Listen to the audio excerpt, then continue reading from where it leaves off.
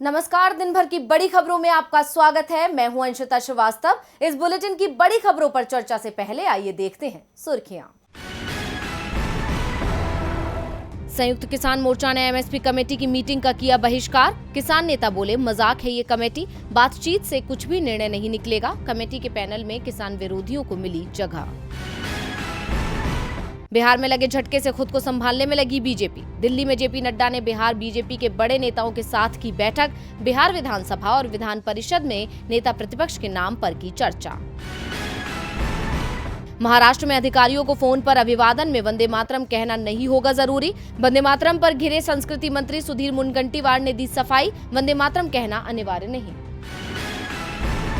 तेजी के साथ बंद हुआ शेयर बाजार। सेंसेक्स 379 अंकों की तेजी के साथ 59,842 अंक पर हुआ बंद। निफ्टी 127 अंकों की तेजी के साथ 17,825 पर हुआ बंद।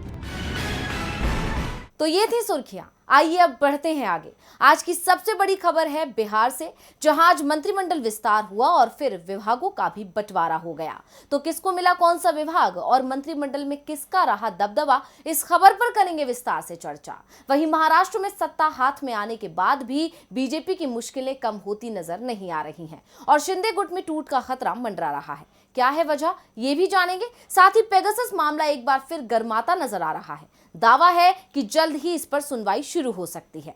इसके अलावा जानेंगे कि आखिर सीएम गहलोत ने केंद्र सरकार पर लगाए क्या गंभीर आरोप और कर्नाटक के मंत्री के बयान ने क्या दिए संकेत, इस पर भी करेंगे बात। इसके अलावा और भी कई बड़ी खबरों से हम आपको करवाएंगे रूबरू। तो बढ़ते हैं आगे अपनी आज की सबसे बड़ी खबर की ओर।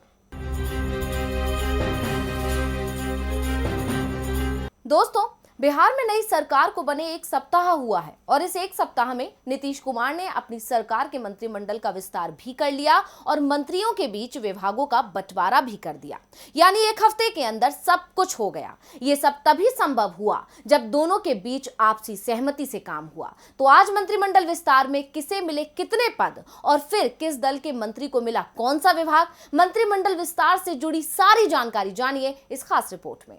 बिहार में महागठबंधन सरकार में किसकी चलेगी? क्या जेडीयू रहेगी हावी या फिर आरजेडी पड़ेगी भारी? ये सवाल लंबे वक्त से सियासत में उठाए जा रहे हैं, लेकिन अब मंत्रिमंडल विस्तार और विभागों के बंटवारे के बाद धीरे धीरे इन सवालों के जवाब मिलने लगे हैं। जिस तरह से कैबिनेट को नया रूप दिया गया और फिर पदों का बंटवारा किया गया, उसके बाद आरजेडी और जेडीयू बराबर नजर आ रहे हैं। जहाँ एक तरफ मंत्रिमंडल विस्तार में तेजस्वी का दबदबा रहा, तो वहीं विभागों में नीतीश हावी दिखे। दरअसल आज 31 मंत्रियों को शपथ दिलाई गई। उनमें आरजेडी कोटे से 16, जेडीयू से 11 और कांग्रेस के 2 मंत्रियों ने शपथ ली। वहीं इसके तुरंत बाद विभागों का बंटवारा कर दिया गया, जिसमें मुख्यमंत्री नीतीश कुमार ने अपने पास गृह विभाग समेत कई अहम मंत्रालय रखे हैं।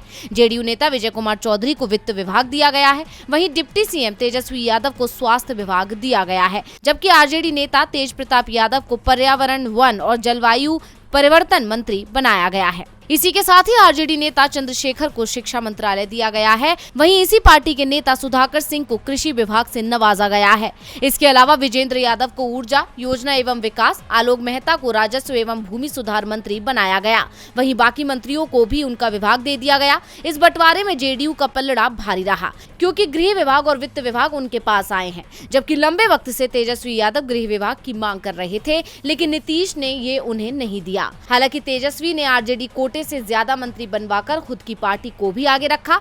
अब सभी दलों ने आपसी सहमति से विस्तार के बाद पदों का बंटवारा कर लिया, जिसके बाद माना जा रहा है कि महागठबंधन में रार खत्म हो गई है, यानी नई सरकार मिशन 2024 के लिए तैयार है। बिहार मंत्रिमंडल में किसका दबदबा रहेगा, इसको लेकर कई सवाल थे, जिसके जवाब आज मंत्रिमंडल विस्तार के बाद मिल गए और जो सामने आया उसने बता दिया कि महागठबंधन में सभी को सम्मान देने की कोशिश की गई है और अब 2024 की तैयारी होगी। बिहार में मंत्रिमंडल विस्तार में सहयोगियों के बीच कोई नाराजगी नहीं दिखी, लेकिन महाराष्ट्र में मंत्रिमंडल विस्तार के बाद से सहयोगियों में दूरियां बढ़ गई हैं, क्योंकि शिंदे गुट के मंत्रियों का आरोप है कि बीजेपी ने उनके साथ विभागों के बंटवारे में चालाकी की है। क्या है मामला, देखिए रिपोर्ट। महाराष्ट्र की सत्ता पर कब्जा करने के बाद बीजेपी फूले नहीं समा रही थी, लेकिन सत्ता हासिल होने के बाद भी बीजेपी की मुश्किलें कम नहीं हुई हैं, उल्टा बढ़ गई हैं। क्योंकि पहले मंत्रिमंडल विस्तार को लेकर खींचतान हो रही थी, तब शिंदे और बीजेपी के बीच मंत्री पद को लेकर घमासान मचा हुआ था। जिसके बाद जैसे तैसे मंत्रिमंडल विस्तार हुआ तो उन लोगों ने मुश्किलें पैदा की जिन्हें मंत्रिमंडल में जगह नहीं मिली, और बागी विधायकों ने खुलकर अपनी नाराजगी भी जाहिर की, क्योंकि उद्धव को छोड़कर शिंदे के साथ आने का उन्हें कोई खास फायदा नहीं पहुंचा। और अब एक नई मुसीबत जन्म लेती नजर आ रही है, और वो मुसीबत खड़ी हुई है मंत्रिमंडल विस्तार के बाद हुए विभागों के बंटवारे के बाद से। क्योंकि अब कयास ये है कि शिंदे गुट के विधायक एक बार फिर असंतुष्ट नजर आ रहे हैं, और इस बार वजह है उनके मन मुताबिक विभाग ना मिलना। शिंदे गुट से बनाए गए मंत्रियों की शिकायत है कि उन्हें मंत्री तो बना दिया गया, लेकिन बीजेपी ने उन्हें उनकी पसंद के विभाग नहीं दिए, जिससे एक बार फिर शिंदे गुट में असंतोष पनप रहा है। बता दें कि शिंदे गुट के ज्यादातर विधायक डिमोशन से नाराज हैं। खबर है कि दादा भूसे और सांदीपन भुमरे ने सरकार में अपने विभागों को लेकर शिकायत की है। इसके अलावा सिलोद विधायक अब्दुल सत्तार को कृषि मंत्रालय दिए जाने से भी कुछ सदस्यों के नाराज होने की खबर है। इसके अलावा शिंदे गुट के विधायक भाजपा को बड़े विभाग मिलने से भी नाराज हैं। बीजेपी के खाते में वित्त, राजस्व, ग्रामीण विकास, पर्यावरण, पर्यटन जैसे विभाग आए हैं। यानी शिंदे गुट के विधायकों ने बीजेपी की चालाकी पर अपनी नाराजगी जाहिर की है, और उद्धव ठाकरे ने इस नाराजगी का फायदा उठाने की कोशिश की है और शिवसेना के मुखपत्र सामना के जरिए इस मामले को तूल दिया है। ऐसे में देखना होगा कि शिंदे गुट में पैदा हुआ ये असंतोष नई सरकार के लिए क्या मुसीबत पैदा करता है। मंत्री नाराज हैं क्योंकि उन्हें मन मुताबिक विभाग नहीं मिले, जिसके चलते शिंदे गुट में टूट के आसार नजर आ रहे हैं। नाराज विधायकों ने बीजेपी पर आरोप लगाया। वैसे बीजेपी पर आरोप लगना कोई बड़ी और नई बात नहीं है। पिछली साल बीजेपी सरकार पर जासूसी करने का भी आरोप लगा था, और पेगासस विवाद सुर्खियों में छाया रहा था, और अब एक बार फिर ये मामला सुर्खियों में है। सुप्रीम कोर्ट जल्दी ही पेगासस स्पाईवेयर मामले में सुनवाई शुरू कर सकता है। इस मामले का खुलासा 1 साल पहले हुआ था, और इसके बाद विपक्ष ने जमकर सरकार पर निशाना साधा था। बीते साल संसद का पूरा मानसून सत्र ही पेगासस की भेंट चढ़ गया था। विपक्ष की मांग पर ना तो सरकार ने संसद में इस मामले पर चर्चा कराई, और न ही जांच के लिए जेपीसी के गठन की विपक्ष की मांग को ही माना गया। बाद में ये मामला सुप्रीम कोर्ट तक पहुंचा। सुप्रीम कोर्ट ने भी इसे बेहद गंभीर माना, और 21 अक्टूबर 2021 को सीजेआई एनवी रमन ने रिटायर्ड जज आरवी रविंद्रन की देखरेख में पेगासस मामले की जांच के लिए एक समिति का गठन किया था। इस समिति में 3 और जजों को शामिल किया गया था, और अब जांच समिति ने अपनी रिपोर्ट सुप्रीम कोर्ट को सौंप दी है, जिसके बाद दावा किया जा रहा है कि सुप्रीम कोर्ट जल्दी ही इस रिपोर्ट पर सुनवाई शुरू कर सकता है। दरअसल जुलाई में ग्लोबल मीडिया कंसोर्टियम ने खुलासा किया था कि भारत सहित दूसरे देशों की सरकारों ने हजारों लोगों की संभावित तौर पर जासूसी की है। इसके लिए पेगासस स्पाईवेयर का इस्तेमाल किया गया है। पेगासस स्पाईवेयर को ऐसे लोगों के फोन तक पहुंचाया गया जिनकी जासूसी की जानी थी। जिन लोगों की जासूसी की गई उसमें राजनेता, सामाजिक कार्यकर्ता और पत्रकार भी शामिल हैं। सरकार ने इसके लिए इजराइल की कंपनी एनएसओ ग्रुप से पेगासस स्पाईवेयर को खरीदा था।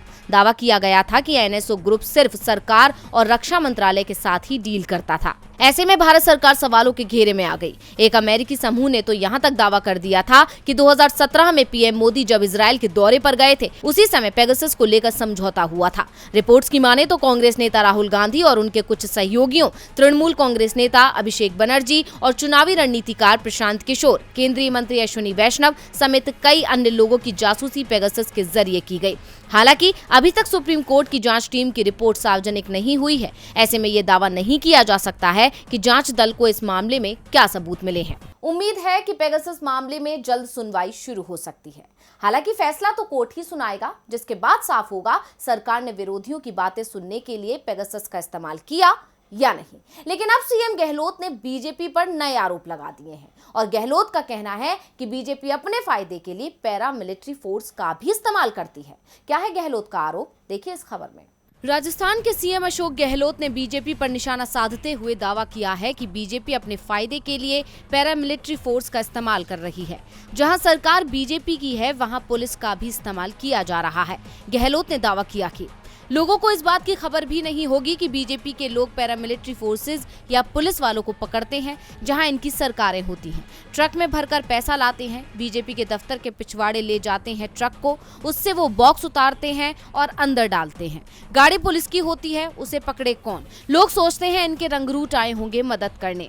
ये बहुत बड़ा षड्यंत्र है देश के साथ, लेकिन कांग्रेस कार्यकर्ताओं को घबराने की जरूरत नहीं है, सच्चाई आपके साथ है। इसके साथ ही गहलोत ने पार्टी कार्यकर्ताओं से सवाल किया, आप बताइए मोदी जी ने नोटबंदी क्यों की? बाद में इसका जवाब भी उन्होंने देते हुए कहा कि कॉमन सेंस की बात है।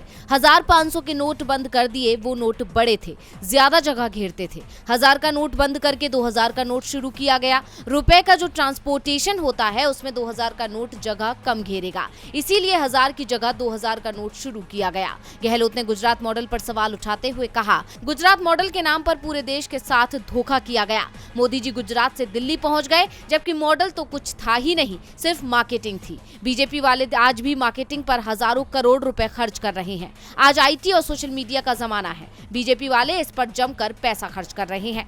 गहलोत का कहना है कि पैरामिलिट्री फोर्स की सहायता से बीजेपी पैसे का आदान प्रदान कर रही है। अब इन आरोपों में कितनी सच्चाई है ये बता पाना तो मुश्किल है, लेकिन इन आरोपों ने सभी के कान खड़े कर दिए। वैसे कान तो कर्नाटक के मंत्री के ऑडियो क्लिप ने भी खड़े कर दिए, जिसमें उन्होंने बम्बई सरकार के कमजोर होने का दावा किया है। और क्या कुछ कहा है मंत्री ने, देखेंगे रिपोर्ट। कर्नाटक विधानसभा चुनाव में 7-8 महीने का ही समय बचा है और चुनाव से पहले बीजेपी की परेशानी बढ़ती दिख रही है। सरकार में शामिल मंत्री ही दावा कर रहे हैं कि सरकार सही तरीके से नहीं चल रही है। इस बीच कर्नाटक के कानून मंत्री जेसी मधुस्वामी का एक ऑडियो क्लिप वायरल हो रहा है, जिसमें मधुस्वामी दावा कर रहे हैं कि कर्नाटक में हम लोग सरकार चला नहीं रहे हैं बल्कि मैनेज कर रहे हैं। साफ है, मंत्री का इशारा पार्टी के अंदर विधायक के दबाव की ओर है, जिन्हें मंत्री नहीं बनाया गया है। मंत्री पद से चूके विधायक अपनी ही सरकार की कमियां गिनाने में इस समय सबसे आगे दिखाई दे रहे हैं। इसके अलावा कई मंत्री भी बम्बई सरकार के खिलाफ समय समय पर मोर्चा खोलते दिखाई दे रहे हैं। बम्बई सरकार को उन्हें मैनेज करने में अपनी पूरी ताकत लगानी पड़ रही है। कानून मंत्री की ऑडियो क्लिप वायरल हुई तो इसे लेकर सीएम बसवराज से भी सवाल पूछ लिया गया, तो उन्होंने कहा कि कानून मंत्री की टिप्पणी ऑथेंटिक है, लेकिन इसे गलत संदर्भ में लिया गया है। उन्होंने कानून मंत्री का बचाव भी किया। साफ है, बसवराज के पास भी इसका कोई जवाब नहीं है। दरअसल कर्नाटक में बीजेपी किसके नेतृत्व में चुनाव लड़ेगी, इसे लेकर पार्टी के अंदर ही सवाल उठ रहे हैं। दावा किया जा रहा है कि बीजेपी चुनाव से पहले सीएम बदल भी सकती है। पार्टी के नेता अपनी ही सरकार से खुश नहीं है। हालांकि पार्टी का एक गुट बसवराज के नेतृत्व में ही चुनाव लड़ने का दावा कर रहा है। कुछ दिनों पहले गृह मंत्री अमित शाह भी अचानक कर्नाटक के दौरे पर पहुंचे थे। इसके बाद ऐसा अनुमान लगाया जाने लगा था कि मुंबई की सीएम पद से विदाई हो सकती है। कर्नाटक में लगातार दावा किया जा रहा है कि सीएम मुंबई को हटाया जा सकता है। कर्नाटक चुनाव में 7 से 8 महीने पहले इस तरह की स्थिति बीजेपी की चिंता बढ़ाने वाली है। और चिंता तो हिमाचल में भी बीजेपी की बढ़ी हुई है, क्योंकि वहां इस साल के अंत में ही चुनाव है और चुनाव से पहले कांग्रेस ने बड़ा दांव चल दिया है, जिससे बीजेपी की मुश्किलें बढ़ गई हैं। हिमाचल में अब चुनावी मैदान तैयार हो चुका है और सभी दल इस जंग में कूद चुके हैं और बड़े बड़े वादे कर जनता को लुभाने की कोशिश कर रहे हैं। और इसी जोर आजमाइश के बीच अब कांग्रेस ने सत्ताधारी बीजेपी को पस्त करने के लिए बड़ा दांव चला है। दरअसल कांग्रेस उत्तर प्रदेश की तरह ही अब हिमाचल में भी लड़कियों पर फोकस कर रही है। बता दें कि नेता प्रतिपक्ष मुकेश अग्निहोत्री ने जयराम सरकार पर तंज कसते हुए कहा कि मुख्यमंत्री जयराम ठाकुर की तरह उन्होंने हेलीकॉप्टर नहीं उड़ाए हैं, बुलेट प्रूफ गाड़ियां नहीं खरीदी हैं। हम खर्चों पर नियंत्रण करेंगे और उसे बेटियों के उत्थान पर खर्च किया जाएगा। उन्होंने कहा कि कांग्रेस सरकार बनने के बाद बेटियों को 1500 रुपए व नौकरियां प्रदान की जाएंगी, साथ ही शिक्षा पर भी काम किया जाएगा। उन्होंने कहा कि हरौली की बेटियों के लिए जिम खोले जाएंगे, बच्चियों को सभी तीर्थों की यात्रा करवाई जाएगी। उन्होंने कहा कि बेटियों के साथ सीधा संवाद होगा, कोई भी बीच में बिचौलिया नहीं होगा। बता दें कि विपक्ष हमेशा ही बीजेपी पर लड़कियों को नजरअंदाज करने का आरोप लगाता है। विपक्ष का कहना है कि बीजेपी सिर्फ नारी सशक्तिकरण को बढ़ावा देने के बड़े बड़े दावे करती है, लेकिन असल में वो महिला को आगे बढ़ने ही नहीं देना चाहती। अब इन आरोपों के बीच कांग्रेस ने हिमाचल में भी लड़कियों पर फोकस कर बीजेपी की मुश्किलें बढ़ा दी हैं। ऐसे में देखना होगा कि बीजेपी इस मुश्किल का क्या हल निकालती है, क्योंकि बीजेपी पहले ही हिमाचल में फंसी ही है। ऐसा इसलिए क्योंकि हिमाचल में हर 5 साल में सत्ता बदलने का इतिहास रहा है। ऐसे में कांग्रेस के जीतने के ज्यादा आसार नजर आ रहे हैं। और बुलेटिन के आखिर में बात महंगाई के ताजा झटके की। महंगाई की मार ने आम आदमी की कमर तोड़ दी है। जनता परेशान है, लेकिन सरकार को इसकी चिंता नहीं है। इसलिए चीजें सिर्फ महंगी हो रही हैं, राहत की कोई खबर नहीं आ रही है, जिससे आम जनता त्रस्त है। अब इसी बीच दूध के दामों ने आम जनता को झटका दे दिया है। तो कितनी हुई बढ़ोतरी और क्या है इसका कारण, आइए जानते हैं। रोजमर्रा की चीजों पर जीएसटी लगने से पहले ही आम जनता की जेब पर महंगाई का बोझ बढ़ गया, जिसके चलते विपक्ष सरकार पर हमलावर है। यहाँ तक कि संसद से सड़क तक सरकार को बढ़ती महंगाई के लिए घेरा गया और महंगाई के खिलाफ विपक्ष का हमला बदस्तूर जारी है। लेकिन महंगाई में कोई राहत तो अभी नहीं मिली, उल्टा एक और झटका लग गया और पनीर, दही जैसी चीजों के बाद अब दूध के दामों में भी इजाफा हो गया है। हालांकि ये इजाफा दूध कंपनी की तरफ से किया गया है। बता दें कि अमूल दूध के दाम फिर से बढ़ गए हैं। अमूल दूध के दाम 2 रुपए प्रति लीटर की बढ़ोतरी कर दी गई है। ये नई कीमतें 17 अगस्त यानी कल से लागू होंगी। कंपनी की तरफ से दी गई जानकारी के अनुसार अहमदाबाद, गुजरात, दिल्ली, एनसीआर, मुंबई और पश्चिम बंगाल में नए रेट्स लागू होंगे। कंपनी का कहना है कि परिचालन लागत और दूध की उत्पादन लागत में वृद्धि के चलते ये फैसला लिया गया है। बता दें कि इससे पहले 1 मार्च 2022 को भी अमूल ने दूध की कीमत में 2 रुपए प्रति लीटर की बढ़ोतरी की थी। उस समय भी कंपनी ने कीमत बढ़ाने के पीछे पेट्रोल डीजल की बढ़ती महंगाई का हवाला दिया था। यानी साफ है, दूध के दामों में अचानक हुई इस बढ़ोतरी की जिम्मेदार भी सरकार ही है। लेकिन सरकार इस तरफ ध्यान देने को राजी ही नहीं है और महंगाई जनता का खून चूस रही है। हालांकि विपक्ष लगातार इसके खिलाफ आवाज उठा रहा है, लेकिन सरकार विपक्ष की आवाज दबाने की कोशिश कर रही है और सरकार की इस अनदेखी का हर्जाना सिर्फ आम जनता भुगत रही है। तो आज इस बुलेटिन में बस इतना ही। देखते रहिए डीवी लाइव। नमस्कार।